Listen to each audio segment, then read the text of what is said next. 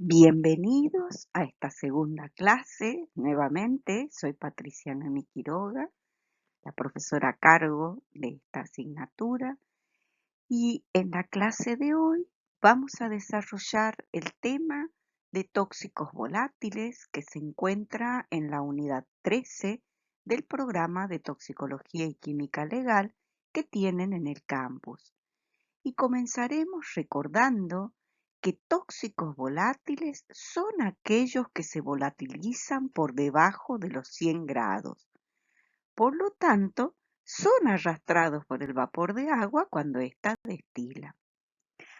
A esta clase la he dividido en dos partes. En la primera vamos a tratar en hexano y benceno y en la segunda etanol y metanol. Es importante que tengamos presente las definiciones de solventes. Acá se presentan dos. Una que encontrarán en el libro de Toxicología Clínica de Marruecos, Nogué y Noya, y la otra en el libro de Fundamentos de Toxicología de Casaret y Dulce, porque las sustancias que vamos a desarrollar entran dentro de esta categoría. Una clasificación de solventes de acuerdo al grupo químico al que pertenecen es la que se presenta en esta tabla. Y vamos a desarrollar en forma particular del grupo de hidrocarburos alifáticos al hexano, del de hidrocarburos aromáticos al benceno y del de alcoholes, glicoles, éteres a los alcoholes metanol y etanol. Comenzaremos recordando que son sustancias orgánicas de bajo peso molecular que a temperatura ambiente se encuentran en forma líquida, son liposolubles y por su alta presión de vapor desprenden vapores y su volatilidad es inversamente proporcional a su peso molecular. Además, es importante tener en cuenta que los solventes orgánicos se encuentran presentes en diferentes productos de uso común en la vida cotidiana, como por ejemplo en combustibles, pinturas, adhesivos, en síntesis orgánicas, entre otras. Y también tengamos presente que se hace abuso de ellos en las adicciones. Las fuentes de exposición de estos solventes que se usan para limpiar, desengrasar como disolventes en extracciones pueden ser industrial, domiciliaria y ambiental. Y esa exposición podrá ser aguda o crónica en relación a la concentración de exposición y el tiempo de contacto. La principal vía de exposición es la inhalatoria. Tengamos en cuenta que los solventes orgánicos son líquidos volátiles y los vapores son solubles en lípidos. Por eso se absorben bien por la membrana alveolo-capilar y alcanzan elevadas concentraciones plasmáticas. Respecto a la vía cutánea, la solubilidad en lípidos de estos solventes orgánicos da lugar a que se absorba en cierto grado por la piel después de un contacto directo. No obstante, la absorción cutánea también depende de la solubilidad en agua y de la volatilidad. Finalmente, la vía oral es la menos frecuente con estos compuestos. El hexano es un hidrocarburo alifático elaborado a partir del petróleo crudo. Se produce en el cracking del petróleo, que consiste en la ruptura o descomposición de hidrocarburos de elevado peso molecular, y se separa por destilación fraccionada del resto de los alcanos volátiles. A temperatura ambiente es un líquido incoloro, de olor ligeramente desagradable, parecido a gasolina. Es altamente inflamable, sus vapores pueden ser explosivos y se evapora fácilmente en el aire. Este hidrocarburo muy volátil es ampliamente utilizado como solventes en laboratorios para la extracción de aceites vegetales, como el de soja, en productos de limpieza en imprentas, como pegamentos en la industria del calzado, del cuero, la goma, en pegamentos usados en las obras de techado y está presente en las naftas. Respecto a la toxicocinética del hexano, mencionaremos que se absorbe por difusión pasiva en pulmón y probablemente por igual mecanismo por vía dérmica y oral, que la distribución se relaciona con su alta liposolubilidad y es así que se particiona en los tejidos según su contenido en lípidos. Circula unido a sustancias liposolubles en sangre y presenta un elevado volumen de distribución. No se deposita ni se acumula en nuestro organismo. Su metabolismo es principalmente hepático a través del citocromo P450 y su excreción como tal, o sea, como hexano, se produce por aire expirado en una proporción de un 10% y por orina se eliminan sus metabolitos, la 2,5-hexanodiona y la 4,5-dihidroxihexanona. Si bien hemos hecho referencia a que la metabolización del hexano es principalmente hepática, tenemos que conocer que también es metabolizado a nivel pulmonar por citocromo P450, donde se produce un proceso de detoxificación. Y es a nivel hepático donde se produce una bioactivación con la formación del metabolito 2,5-hexanodiona, principal responsable de los efectos tóxicos del hexano. Sobre los efectos tóxicos del hexano diremos que presenta bajo riesgo de toxicidad aguda, que no es irritante por vía inhalatoria ni oral, pero sí es irritante dérmico en caso de derrames. En la intoxicación aguda por el hexano se observa aturdimiento, vértigos, convulsiones y hasta estado de narcosis.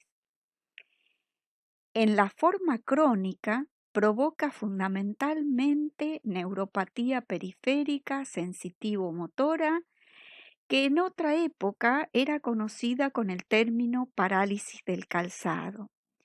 Y la evolución de las manifestaciones estarían relacionadas con el tiempo de exposición, como pueden observar en el recuadro inferior.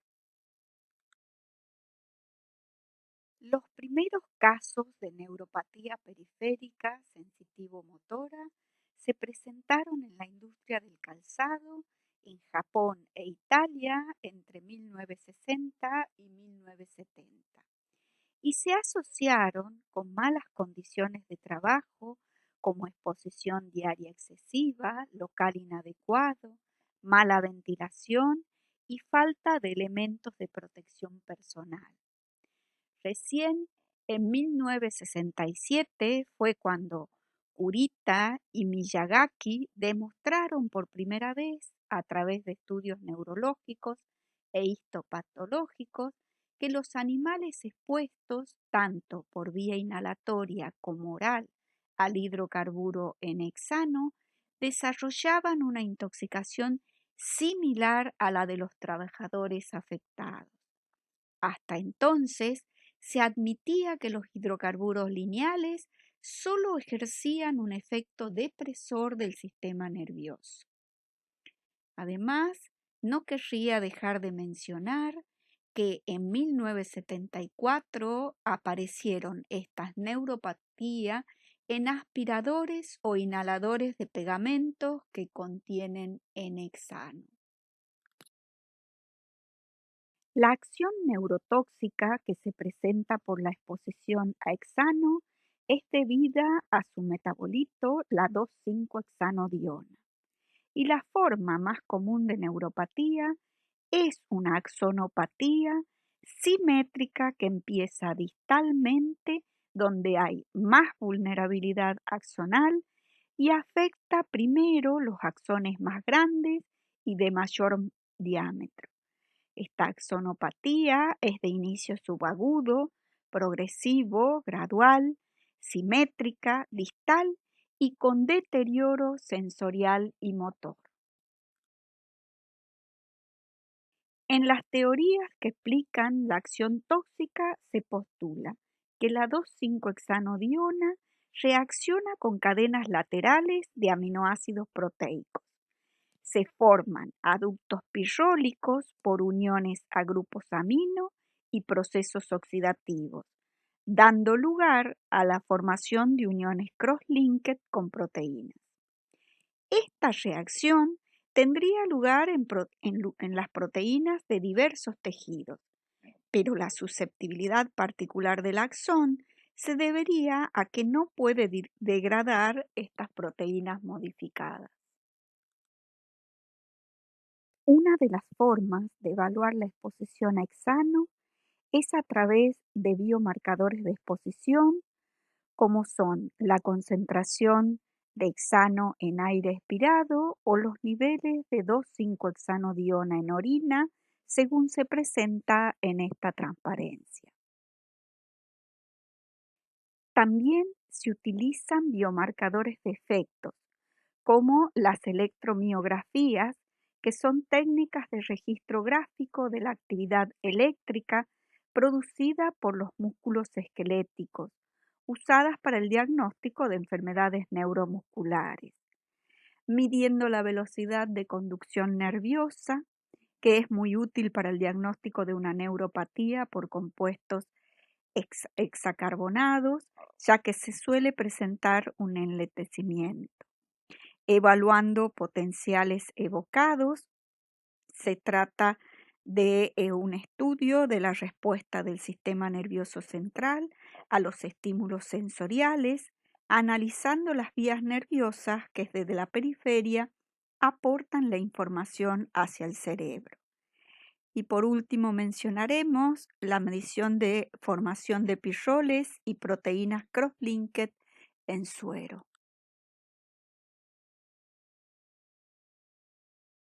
Ahora comenzaremos con benceno diciendo que se encuentra en el grupo de los hidrocarburos aromáticos, que es un líquido claro de olor aromático cuyos vapores son más densos que el aire, que es un excelente disolvente de grasas, sumamente inflamable, que puede extenderse a largas distancias y líquido flota sobre el agua.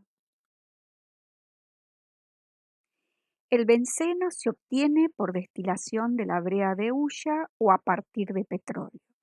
Se emplea como disolvente en las industrias del caucho, vestidos impermeables, en laboratorios de química y biología, forma parte de los combustibles, se utiliza para producir productos farmacéuticos, para la fabricación de resinas, de fibras sintéticas como el Kevlar, pero además forma parte del humo de tabaco, lo que explica su presencia en el aire expirado de sujetos no profesionalmente expuestos.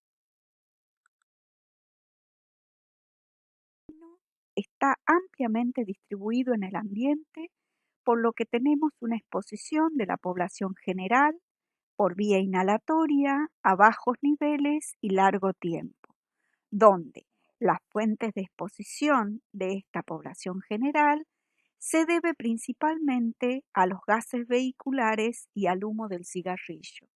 En el humo del cigarrillo podemos encontrar alrededor de 47 partes por millón de benceno. En la exposición ocupacional, las fuentes pueden ser las mencionadas en esta lista y se relacionan con sus múltiples usos. lo que llevó a la Administración de Salud y Seguridad Ocupacional, OSHA, a regular los niveles de benceno en el lugar de trabajo, el cual no debe exceder una parte por millón en el aire para una jornada laboral de 8 horas diarias, 40 horas semanales. Pero, debido a que el benceno produce cáncer, el Instituto Nacional de Salud y Seguridad Ocupacional, NIOSH, recomienda el uso de máscaras especiales de respiración si existe la posibilidad de exposiciones a niveles de benceno que exceden el límite de 0,1 parte por millón durante una jornada de 8 horas. Al tratar la toxicocinética del benceno, tendremos en cuenta que presenta buena absorción por las tres vías, inhalatoria, dérmica y oral, que se distribuye en todos los tejidos, encontrándose en mayor concentración en tejido adiposo y médula ósea. Que el metabolismo primario del benceno se produce en el hígado y el secundario en médula ósea. En hígado, el benceno es sustrato del sistema de las isoenzimas CYP2E1, inducible por el etanol, y este sistema está asociado a la formación de radicales libres de oxígeno y peroxidación lipídica. En médula ósea se metaboliza a través de mieloperoxidasas y ambas vías de metabolización producen metabolitos tóxicos. La eliminación del benceno como tal se produce a través del aire expirado en una proporción que va entre el 17 al 42%. Y por vía renal lo hace a través de sus metabolitos, de los cuales podemos mencionar el ácido fenilmercaptúrico, el ácido transtramucónico, fenoles, entre otros. En este esquema de la metabolización del benceno pueden observar resaltados los dos metabolitos inactivos, el ácido S-fenilmercaptúrico y el ácido transtramucónico, que se utilizan como biomarcadores de exposición. Los metabolitos del benceno, que son nocivos para la médula ósea, son metabolitos mielotóxicos, entre los que podemos mencionar el epóxido de benceno, catecol, hidroquinol, 1,2,4-bencenotriol, 1,2 y 1,4-benzoquinona. Pero estos últimos, además, son mutágenos, lo que reforzaría el efecto cancerígeno del benceno. Al tratar de postular un probable modo de acción del benceno, encontramos que en el transcurso del proceso de metabolización, los metabolitos tóxicos que se forman afectan moléculas blancos y que el daño se expresa como cambios hematopoyéticos leucemiantes. Así, llegamos a que la Agencia Internacional para la Investigación del Cáncer, IARC por sus siglas en inglés, ubica al benceno en el grupo 1 de carcinógenos para el hombre.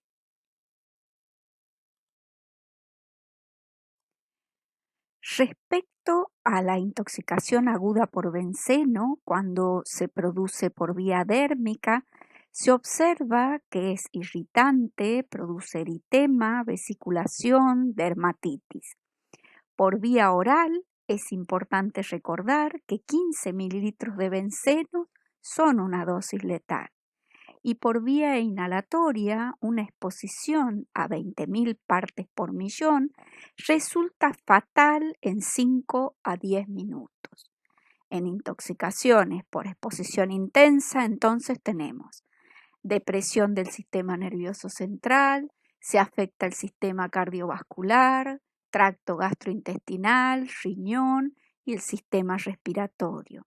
Ahora, en casos de que la exposición y sea leve, ¿sí? El efecto sobre el sistema nervioso central se manifiesta como una excitación nerviosa seguida de depresión, trastornos en la palabra, cefalalgia, vértigos, insomnios, náuseas, parestesias en las manos y pies y fatiga.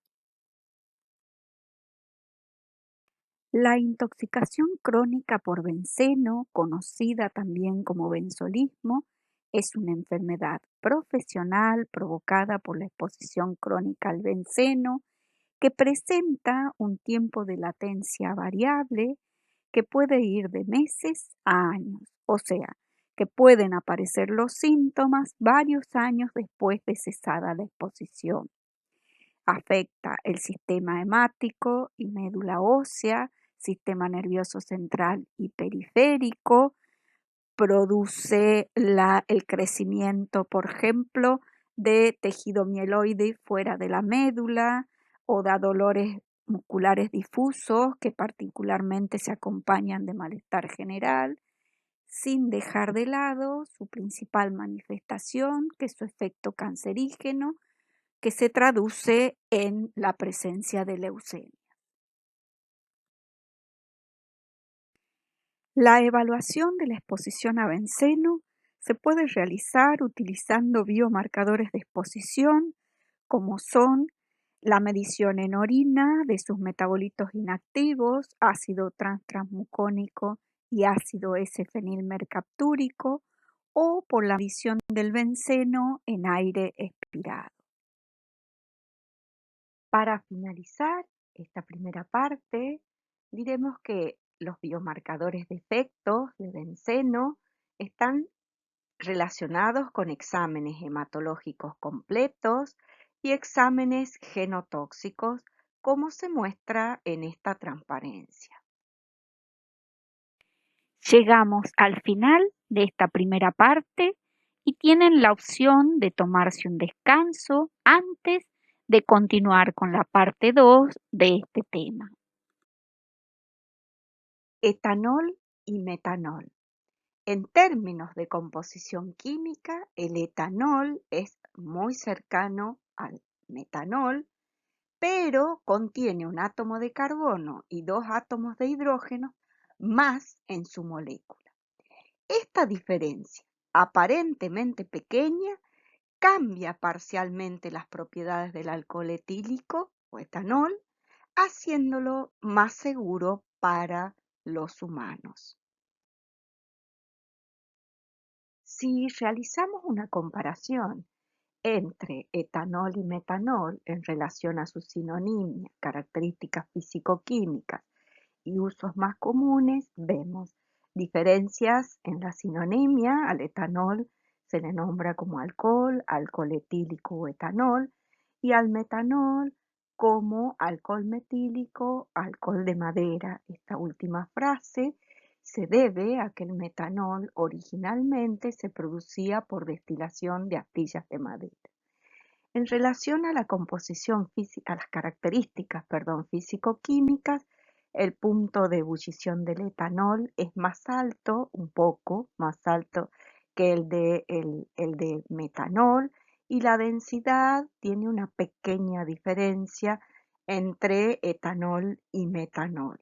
En relación a los usos, el etanol se usa como disolvente, antiséptico, está presente en la industria de bebidas alcohólicas, se usa para la manufactura de otros alcoholes, se presenta o forma parte de los aditivos de combustibles y en la elaboración de productos cosméticos y farmacéuticos. En el caso del metanol, además de usarse como disolvente, se utiliza como desnaturalizante, líquido, forma parte del líquido anticongelante, forma parte de solventes para lacas, pinturas, barnices, es componente de removedores, de limpiadores de vidrios, líquidos para freno, sin dejar de lado la importancia de su uso como adulterante de bebidas alcohólicas, que es la fuente de muchas intoxicaciones masivas en el mundo. Ahora nos focalizaremos en el etanol y es importante que destaquemos que es la sustancia de abuso de mayor consumo en el mundo. Algunas modalidades de consumo que ponen en riesgo a la vida de quienes lo hacen es, por ejemplo, la jarra loca, tomar una jarra loca. La jarra loca consiste en la mezcla de bebidas alcohólicas y medicamentos, pero también se pueden agregar sustancias psicoactivas. El cuadro de intoxicación que se produce por lo general es grave y se retrasa el tratamiento porque si bien se conoce la presencia de alcohol, no se sabe muchas veces cuál es la mezcla de sustancias que acompañan a ese alcohol. Otra modalidad es el eyeballing, que es la práctica a través de la cual consumen a través de los ojos. Por lo general, bueno, esta está muy difundida por internet, lo hacen con vodka, abren los ojos, se colocan la botella y hacen competencias a ver quién soporta más exposiciones por esta vía. Hay documentados casos de ceguera debido a esta forma de consumo. Además, el etanol tenemos que destacar que causa morbilidad y mortalidad, que se relaciona con los episodios de violencia que produce, con los accidentes de tránsito y también con las consecuencias médicas por la ingestión aguda y crónica de etanol.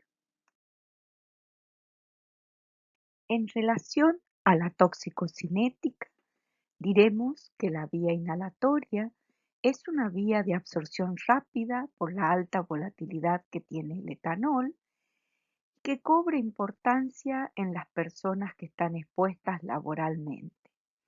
La vía digestiva es muy importante por el alto consumo de bebidas alcohólicas y también en los casos accidentales. El alcohol se absorbe en un 20% en estómago y un 80% en intestino a nivel del duodeno. Otras vías rápidas de absorción son la vía parenteral y rectal. Esto nos da una idea que todas las mucosas absorben rápidamente el etanol. Ahora bien, varios son los factores que condicionan la absorción gástrica del etanol. Uno de ellos es la condición de ayuno, donde la absorción es mucho mayor. Pero si se consume con alimentos, se va a retrasar la absorción y si los alimentos son con un alto contenido graso, se retrasa aún más esa absorción. Por ello es que se aconseja, cuando se consume bebidas alcohólicas, hacerlo junto con alimentos. Otro factor que condiciona es el tipo y la graduación de la bebida alcohólica. Por ejemplo, las bebidas gasificadas aumentan la absorción del alcohol porque distienden el píloro y así el etanol pasa más rápido al duodeno. Y ocurre algo similar con la cerveza, que es fermentada, tiene gas y produce una dilatación aumentando la absorción. Por el contrario, las bebidas con alta gradación alcohólica como el whisky u otras bebidas destiladas en general producen contracción del píloro y retrasan el pasaje al duodeno y se hace más lenta la absorción y el pico en sangre será menor. Otro factor es el sexo y se debe a que los seres humanos tenemos una enzima estomacal que es la alcohol deshidrogenasa de primer paso a nivel estomacal y los hombres tienen esta enzima mucho más activa que las mujeres. Por ello, en los hombres se metaboliza antes de pasar a duodeno. Esto trae como consecuencia en la mujer que metaboliza menos a nivel estomacal, absorbe entonces más alcohol y el pico en sangre va a ser mayor y por eso se dice que en general la mujer, ante la misma cantidad de alcohol, presenta más efectos o es más sensible. La edad también afecta la absorción. Si tenemos que los niños tienen mayor absorción del etanol, al igual que los adultos mayores, porque su mucosa es mucho más permeable y, por supuesto, cualquier alteración de la integridad de la mucosa gástrica, sea por lesiones, por la presencia de úlceras, producirá una mayor absorción y un mayor pico en sangre y efecto del etanol. Ahora bien, una vez que el etanol ingresa al organismo, se distribuye rápidamente, sobre todo en aquellos tejidos de mayor contenido acuoso y con mayor circulación sanguínea. El metabolismo principal es a nivel hepático, que veremos en detalle en la próxima transparencia. Ahora, respecto a la eliminación del etanol, diremos que en un 5 a 10% se elimina como tal a través de la orina. Otras vías de eliminación son la saliva, el sudor, la bilis, la leche materna, y esta cobra importancia al estar amamantando.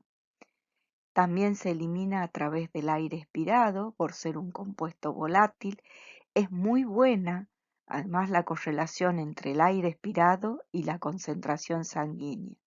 Y esto se aprovecha en el control de los conductores de automóviles o de transporte, porque es un método no invasivo. En el gráfico que ustedes observan en la margen superior derecha, pueden ver la buena correlación de la concentración del alcohol entre aliento y sangre. En sangre aparece el alcohol entre los 5 y 10 minutos. El pico máximo se encuentra entre los 30 y 90 minutos y luego se observa un descenso constante y desaparece de la sangre entre las 8 y 10 horas.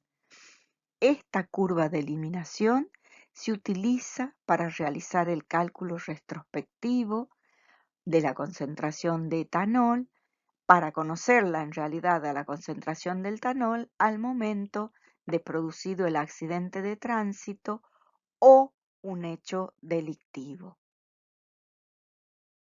Retomando el tema de la metabolización del etanol, destacaremos que principalmente se metaboliza a nivel hepático y que la principal vía de metabolización es a través de la enzima alcohol deshidrogenasa que transforma el etanol en acetaldehído, y esto se produce a nivel citosólico. Hay otras vías que también cobran importancia, sobre todo la del citocromo P450, el sistema microsomal oxidante de drogas, a nivel de los microsomas, relevante cuando tenemos alcoholismo crónico, porque el alcohol induce a este complejo enzimático y por lo tanto aumenta la velocidad de metabolización en los alcohólicos crónicos. También es una vía importante cuando se satura la vía del alcohol deshidrogenasa. Otra vía menor, pero que cobra importancia cuando se saturan las vías ya mencionadas, es la de la catalasa, que requiere la presencia de peróxido para transformar el etanol en acetaldehído.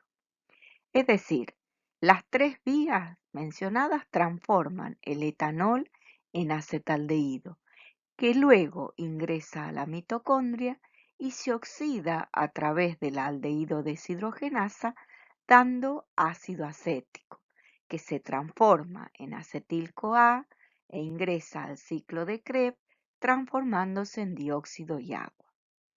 Así tenemos que el etanol es tóxico per se y no por sus metabolitos, excepto cuando se acumula en el organismo el acetaldehído, que puede producir efectos tóxicos. Esta acumulación, por ejemplo, se produce debido a que hay algunas poblaciones, sobre todo asiáticas, que tienen deficiencia en la aldehído deshidrogenasa. Entonces tenemos una acumulación en el organismo del acetaldehído. Esto va a conducir a un síndrome acetaldehídico con las manifestaciones que se listan en el cuadro del margen derecho que tienen en la transparencia. Y estas poblaciones, por todos esos efectos, consumen menos o no consumen alcohol. Esta situación se utiliza desde el punto de vista terapéutico para el tratamiento del alcoholismo, utilizando medicamentos como el sulfiram, que es un inhibidor de la aldehído deshidrogenasa. El alcohol produce intoxicaciones agudas y crónicas. Esta última, conocida también como alcoholismo, recordemos que el alcohol es una droga de abuso.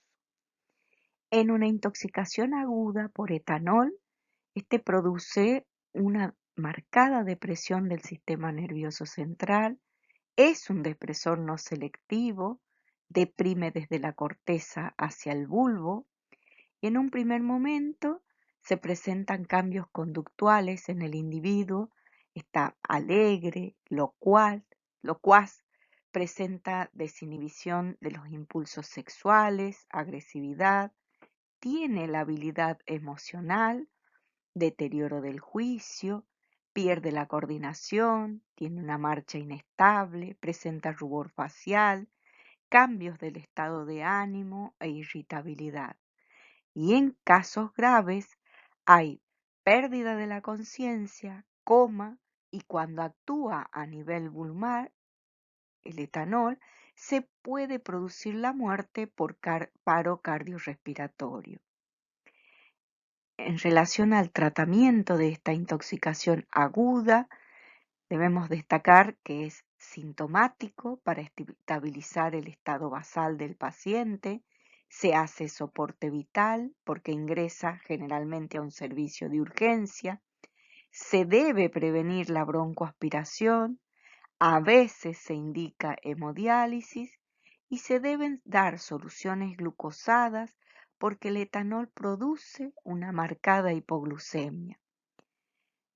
Pero sobre todo es importante destacar que para tratar una intoxicación por etanol no hay antídoto. El consumo de etanol genera una enfermedad que es el alcoholismo.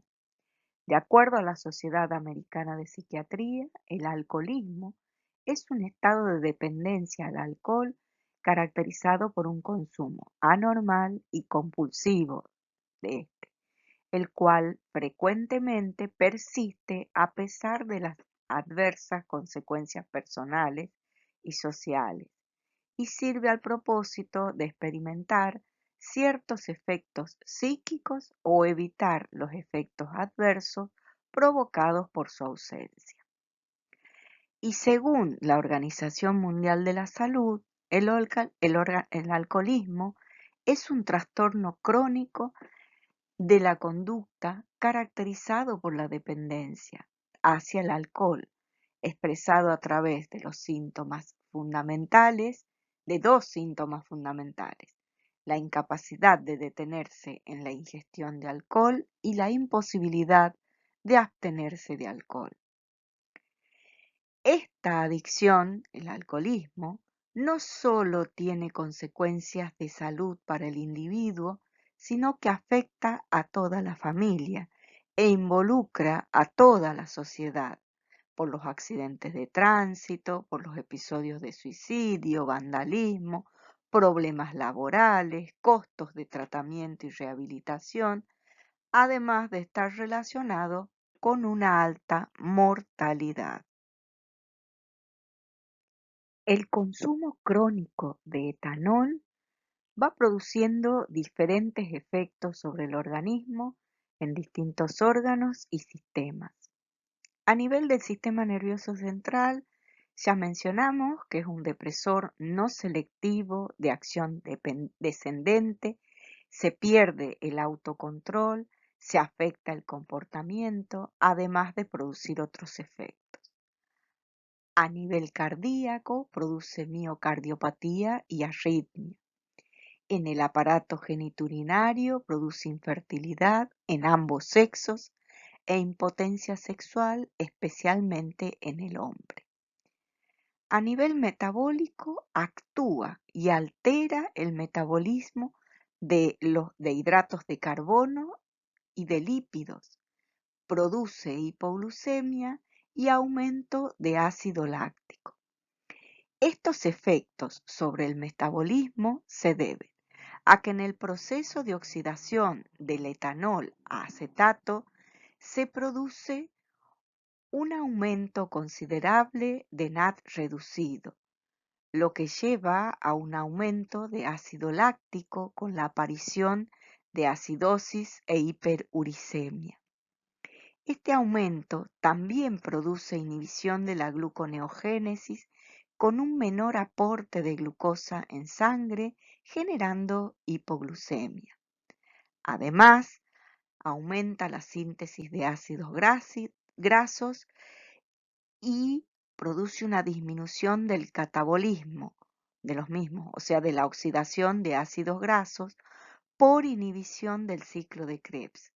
Y esto trae como consecuencia un aumento de ácidos grasos a nivel de distintos tejidos, pero principalmente en hígado, produciendo hígado graso. En páncreas se presenta pancreatitis aguda y a nivel hepático va produciendo distintos efectos según la concentración de alcohol y el tiempo de exposición. Así tenemos hepatitis tóxicas y cirrosis. En esta evolución de efectos sobre el hígado, vemos que tenemos daños con la abstinencia completa de alcohol que revierten, y si el consumo aumenta o se prolonga en el tiempo, se presenta daño irreversible, como lo es la cirrosis y el desarrollo de cáncer.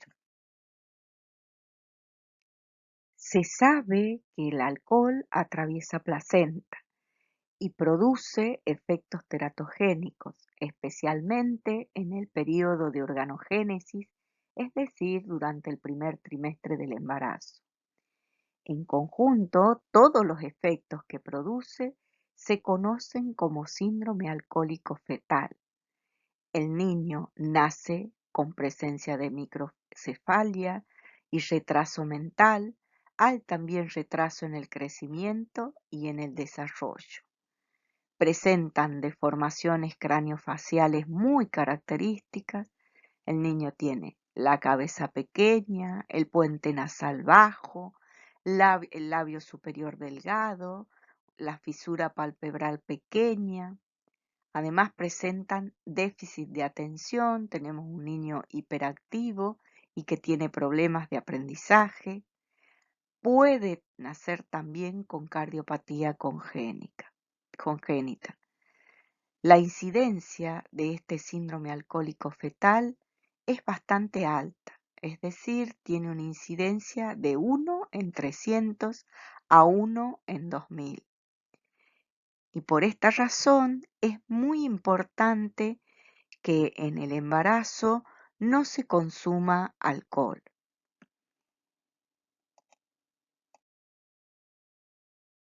La Agencia Internacional para la Investigación del Cáncer, IARC, ya en 2010 clasificó a las bebidas alcohólicas en el grupo 1, es decir, que hay evidencia suficiente que demuestra que produce cáncer en humanos.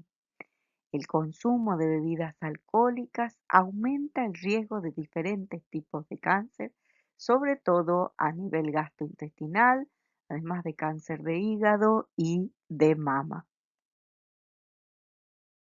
Existe una correlación entre la concentración de alcohol en sangre y los efectos sobre el comportamiento y el sistema nervioso. Ya con 0,22 gramos litros de alcohol en sangre, se presentan cambios de carácter y problemas en la coordinación motora. En niveles de 0,5 se empeora la atención y aumenta el riesgo de accidentes de tránsito. De acá es que se establece el nivel para automovilistas en la legislación argentina. A partir de 1 gramo litro se presenta ataxia e intoxicación. Con 2,2 gramos litro tenemos pérdida de la conciencia y con 5 el paciente puede presentar coma y muerte por paro cardiorrespiratorio.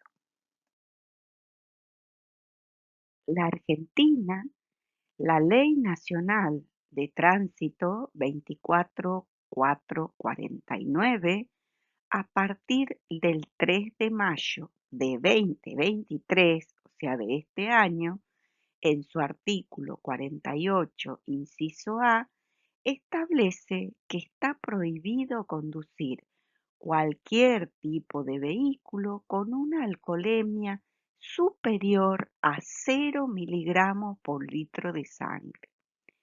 O sea que tenemos, a través de la ley nacional, tolerancia cero. También es importante señalar que en Argentina, antes de esta modificación realizada en mayo de este año en la ley nacional, ya varias provincias habían fijado valor de tolerancia cero y entre ellas podemos mencionar como ejemplo a la provincia de Buenos Aires, a Córdoba, Salta, Tucumán, La Rioja, Neuquén, Entre Ríos, entre otras. En otros países también se tiende a bajar el nivel de alcohol permitido.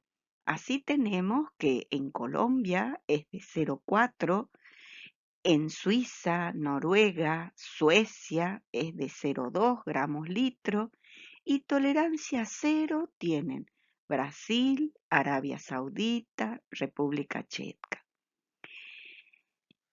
Tengamos en cuenta que al menos en Argentina ya en 2018 el 50% de los accidentes de tránsito o en el 50% de los accidentes de tránsito estaba involucrado el alcohol.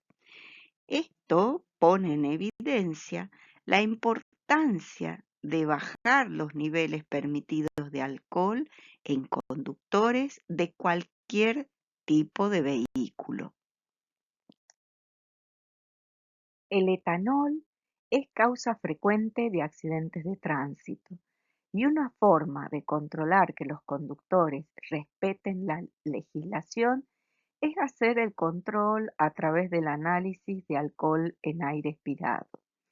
Ya dijimos que el valor de etanol en aliento se correlaciona con la concentración de alcohol en sangre. Y lo que se les está mostrando acá son los diferentes dispositivos con los que se cuenta para realizar este análisis. El etanol presenta interacciones medicamentosas y no medicamentosas. De las interacciones con fármacos mencionaremos la que se presenta con los antiácidos como ranitidina, cimetidina, que producen una inhibición del alcohol deshidrogenasa gástrica, que trae como consecuencia un aumento de la concentración plasmática de etanol, o sea, hay una mayor absorción y un aumento de los efectos del etanol. Ahora bien, como el alcohol es un depresor del sistema nervioso central, se va a presentar sinergismo con fármacos depresores como barbitúricos, benzodiazepinas, entre otros.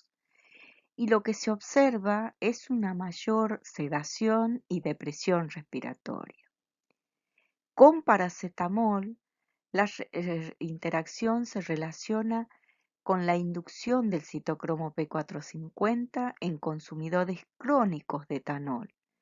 Y así el metabolismo del paracetamol aumenta, generando mayor cantidad de su metabolito tóxico, dando como consecuencia falla hepática severa e inclusive fatal.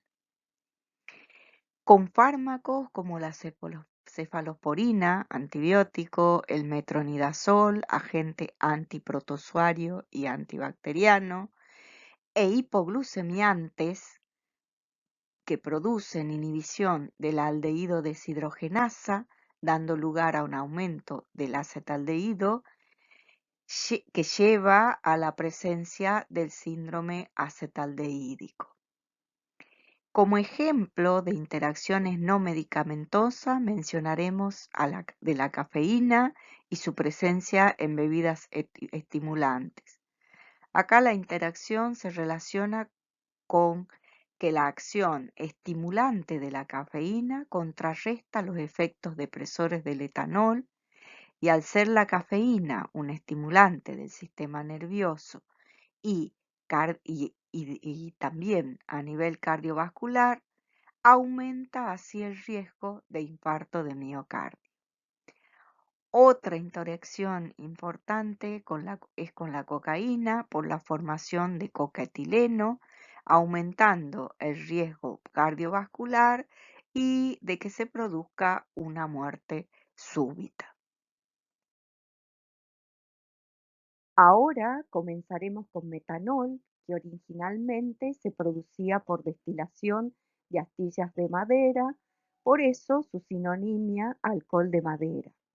Y mencionaremos que el uso a nivel industrial del metanol es económico, pero además de lo expuesto en la comparación realizada entre etanol y metanol anteriormente, agregaremos que se utiliza como materia prima para la fabricación de formaldehído y como adulterante de las bebidas alcohólicas. Se han producido numerosas intoxicaciones masivas tanto en Argentina como en otros países del mundo. También destacaremos que la dosis tóxica está entre 10 y 30 mililitros, que la dosis letal es mayor a 60 mililitros y que es un alcohol altamente tóxico. Respecto a su toxicocinética, recordaremos que todas las vías de absorción son importantes para el metanol. La vía inhalatoria, porque es un compuesto altamente volátil. La vía digestiva, sobre todo en casos de intoxicación accidental o intencional. Y la vía dérmica, porque también se absorbe a través de la piel y a través de las mucosas. Cuando se ingiere el metanol, se absorbe rápidamente a partir del tracto gastrointestinal y el pico en sangre se presenta entre los 30 a 60 minutos de su ingestión. Una vez que ingresa al organismo, se distribuye rápidamente de acuerdo al contenido acuoso de los diferentes tejidos y su volumen de distribución es de 0,6 litros kilo. Se metaboliza en hígado al igual que el etanol y por la alcohol deshidrogenasa el metanol se transforma a formaldehído que luego por la formaldehído deshidrogenasa pasa a ácido fórmico. En el caso de los roedores, el ácido fórmico se transforma en dióxido y agua a través de la folato deshidrogenasa, que es muy abundante y por lo tanto los roedores detoxifican rápidamente el alcohol metílico. En cambio, en los primates y en los humanos, la folato deshidrogenasa es muy escasa o tiene muy baja actividad. Por ese motivo se acumulan los metabolitos, ácido fórmico y formaldehído. Y así tenemos que el metanol no es tan tóxico per se, sino principalmente a través de sus metabolitos, a diferencia de lo que pasa con el alcohol etílico. Los síntomas en una intoxicación aguda con metanol comienzan entre las 12 a 24 horas, es decir, hay un periodo de latencia porque justamente son sus metabolitos los principales responsables del efecto tóxico. Se presenta depresión del sistema nervioso central, que no es tan marcada como en el caso del alcohol etílico. También se producen trastornos digestivos como náuseas y vómitos. Se presenta dificultad respiratoria, hay una marcada acidosis metabólica con un aumento importante del año GAP. Además, se producen alteraciones visuales con daño en la retina, atrofia del nervio óptico que puede conducir a ceguera permanente y también es muy característica la midriasis. Respecto a las secuelas, si el individuo se recupera, podemos mencionar alteraciones permanentes como la neuropatía del nervio óptico con ceguera, la encefalopatía, el parkinsonismo y las polineuropatías periféricas. En relación al tratamiento de la intoxicación aguda por metanol, diremos que se inicia con un tratamiento sintomático o de soporte y a diferencia de la intoxicación con etanol, acá existe un tratamiento con antídotos que tienen la finalidad de impedir que el metanol se metabolice, ya que son sus metabolitos los principales responsables de la sintomatología que se presenta en esta intoxicación. Los antídotos son el etanol por vía oral o endovenosa, dado que el alcohol deshidrogenasa tiene mayor afinidad por el etanol y así se impide que el metanol se metabolice a formaldehído. Y cuando se usa este antídoto, debe controlarse los niveles de etanol en sangre que deberán estar entre 1 y 1,5 gramos litro. Otro antídoto que se puede utilizar es el 4-metilpirazol o fomepizol, que es un inhibidor del alcohol deshidrogenasa. Tiene una acción muy rápida, es útil en los casos graves, pero el problema es que es mucho más costoso y es difícil de conseguir en nuestro país. Otro procedimiento que se recomienda es la hemodiálisis cuando estamos frente a una acidosis muy severa o en casos de falla renal aguda y presencia de convulsiones. En el diagnóstico de la intoxicación aguda es muy importante tener en cuenta la anamnesis, es decir, si el paciente presenta enfermedades de bases, si tiene antecedentes de alcoholismo, si la intoxicación se produjo por un intento de autoagresión, suicidio o fue accidental, el tiempo de latencia, la hiperventilación, si presenta trastornos visuales y los datos de laboratorio toxicológico que pueden ser metanol en sangre, metanol en orina y formiato en orina. Pero en una intoxicación aguda se solicita metanol en sangre. También es importante el laboratorio bioquímico con respecto al estado ácido-base, donde se observa que disminuye el pH y hay aumento de la brecha aniónica y de la brecha osmolar. Respecto a intoxicaciones masivas producidas por el consumo de bebidas alcohólicas adulteradas con alcohol metílico, mencionaremos tres casos. Uno, el caso de febrero de 1993 en Argentina con el vino Soy Cuyano, que se comercializaba en Damajuana y produjo la muerte de aproximadamente 30 personas y cientos de afectados. Este caso fue un punto de partida para la prohibición de la comercialización en Damajuana, de vino en Damajuana, donde el riesgo se presenta cuando son fraccionados fuera del lugar de origen, brindando la posibilidad de que sean adulterados con metanol. Otro caso de intoxicación masiva ocurrió en Nicaragua en septiembre del 2006 por la fabricación clandestina de aguardiente que fue adulterada con metanol. En este episodio se produjeron 52 muertes y fueron afectadas 750 personas. El último caso y más reciente es el que se produjo en la India en junio de 2015 por la adulteración de un licor con metanol. En este episodio murieron 100 personas y 50 quedaron afectadas. Todos estos casos ponen en evidencia la alta toxicidad del alcohol metílico con su alto porcentaje de mortalidad y morbilidad, ya que quedan muchas personas afectadas con secuelas permanentes, especialmente ceguera.